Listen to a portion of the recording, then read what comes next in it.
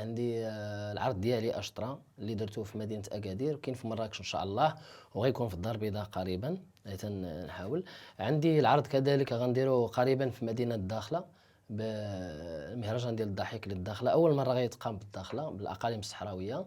وعندي هاد أشطرا غادي ندير به جولة في ميريكان من وراء العيد إن شاء الله.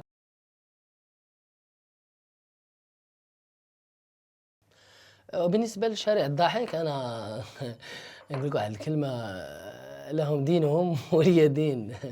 لا، شارع الضاحك كاين شي ناس، ما أنا عندي ستيل ديالي خاص بيا أنا، فهمتي؟ بغيت ما كيعزيزش عليا يكونوا بزاف ديال لي كوميديين، هذا هنا نهضر على ما عجبنيش، ربما ما عجبنيش الكونسيبت.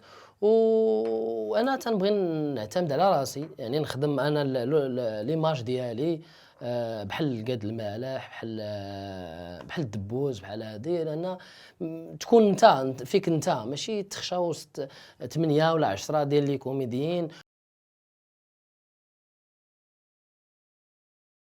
أنا دائمًا أسمع الكلمة ديال أنك مغرور بزاف.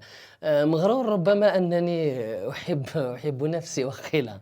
لا، ماشي مغرور، غير كتبان في نظر الناس أنك مغرور. هذا الغرور يصنعها الذين يكرهونك، هذا الغرور كيصنعوه واحد الناس اللي ما كيكرهوك وهذا، وكتبان لهم مغرور وكيبداو يصنعوا الفتنة وهذه، وربما يصنعون أكثر. كيعيط لي شي واحد تيقول لي: وراه قالوا لي بأنك أنت راه نقدروا نديروا معاك وما تجيش. دونك كيصنعوا هاد الحويجات هادو، وهادو من طبيعة الحال، لأن الشجرة المثمرة دائمًا تُقطف كما كيقولوا.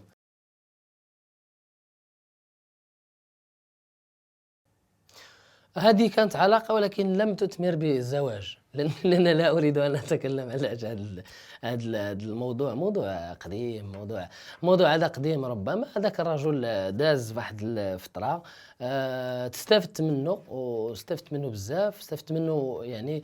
لا، كيفاش نكون فنان، كيفاش يعني نصنع الذات ديالي، وكيفاش نكون الآن أمام الجمهور ونلقي يعني الوان منشو ديالي بدون تخوف، بدون يعني ما نخرج على الموضوع.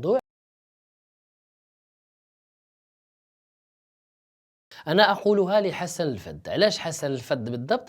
هذاك الرجل ليس فنانا عاديا، وإنما فنانا خارقا للعادة. أولا فنان ذكي، كما كيقولوا كيضرب وكيهرب، لانه دار الكوب الاول، والكوب الثاني كان غادي ما كانش غادي يديروا لولا ان الناس اللي ضغطوا عليه باش يديروا. دار الكوب الثاني ونجح الكوب الثاني، ما قدرش يعاود الكوب الثاني باش يبقى عزيز على المغاربه. واظن بان الانسان دابا اللي عزيز على المغاربه وكيحبوا المغاربه هو حسن الفت.